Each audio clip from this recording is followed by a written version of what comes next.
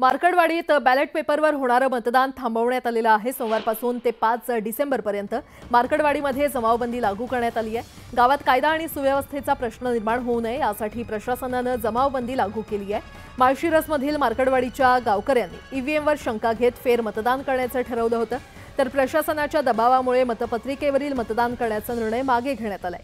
तर कायदेशीर मार्गाने जाऊ आणि मोर्चा काढू अशी प्रतिक्रिया उत्तम जानकर यांनी दिली आहे।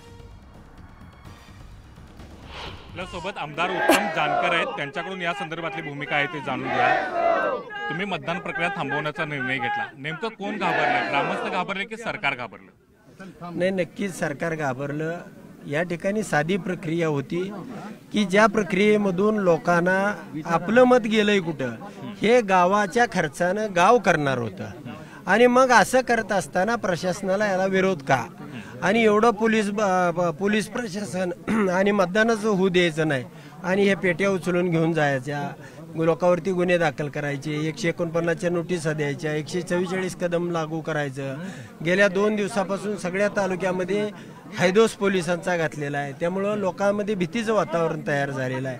आणि जी प्रक्रिया आम्हाला पार पाडायची होती, किमान 1500 मतदान तरी पोल झाल्याशिवाय आम्हाला अपेक्षित महाराष्ट्राला दाखवता येत नव्हतं, त्यामुळं आम्ही या ठिकाणी गावकऱ्यांशी चर्चा करून थांबण्याचा निर्णय घेतलेला आहे। खरं तर ही प्रक्रिया पार पडली असती तर हा सगळा प्रकार आहे तो उघडा झाला असता, त्यामुळे सरकार घाबरते असं तुम्हाला म्हणायचं? नक्कीच दुसरा विषय असायचे काय कारण नाही, कारण हे ह्यांच्या स्वतःच्या खर्चाने हे करतायत, आणि हे करत असताना प्रशासनानं त्याला किंवा सरकारनं त्यांना अडवं येण्याचं काही कारणच नव्हतं। खरं तर पराभूत उमेदवार अशा पद्धतीची मतदानाची मागणी करतोय, मात्र तुम्ही विजयी असताना सुद्धा मतदारांची मागणी करताय।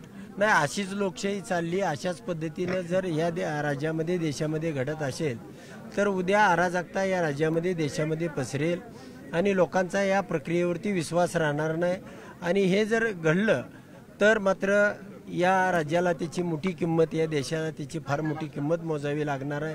कोणीही पराभूत होऊ द्या, मी 3 वेळा पराभूत झालो पण मी कधी तक्रार केली नाही, पण मी विजय झालेला असताना तक्रार करतोय, म्हणजे त्यामध्ये काही ना काहीतरी तथ्य आहे, म्हणून ही तक्रार आहे। खरं तर आता या संदर्भातली पुढची तुमची भूमिका काय असणार आहे? ग्रामस्थांचं काय मत आहे? नाही, ग्रामस्थांची चर्चा झालेली आहे, ग्रामस्थांचं सुद्धा ग्रामस्थांना मी शाबासकी देतो, त्याने हा निर्णय घेतला, ताटमानेनं आतापर्यंत लढायचा निर्णय घेतला, मतदान करायचा सुद्धा निर्णय घेतलेला होता, परंतु अपेक्षित त्यामधून रिझल्ट येत नाही, म्हणून त्या ठिकाणी आम्ही थांबलेलो आहे। या पुढच्या काळामध्ये आम्ही आमची भूमिका 8 दिवसामध्ये तुमच्या समोर त्या ठिकाणी काही पुरावे सुद्धा मांडणार आहेत का मग तुम्ही? नाही, नक्कीच त्या ठिकाणी माझ्याकडे बरेचसे मटेरियल आहे, आणि त्या माध्यमातून मी त्या ठिकाणी पुरावे, मी स्वतः IT इंजिनियर नाही, पण त्याच्यामधला बराच अभ्यासक आहे, किंवा या तालुक्यातला राजकीय मी अभ्यासक आहे, नक्की काय केलंय हे मला त्या ठिकाणी माहिती आहे। नक्कीच तर हे होते आमदार उत्तम जानकर, त्यांनी आपली भूमिका आहे ती मांडली, आणि एकूणच त्यांनी या संदर्भात आता थांबण्याचा निर्णय घेतलेला आहे। पुढची भूमिका लवकरच आहे ते मांडणार आहेत, आणि पुरावे घेऊन आता मैदानात उतरण्याचा इशारा त्यांनी दिलेला आहे। Video journalist Sandeep Patil, Dnyaneshwar Salunkhe, news 18 Lokmat, Kolhapur.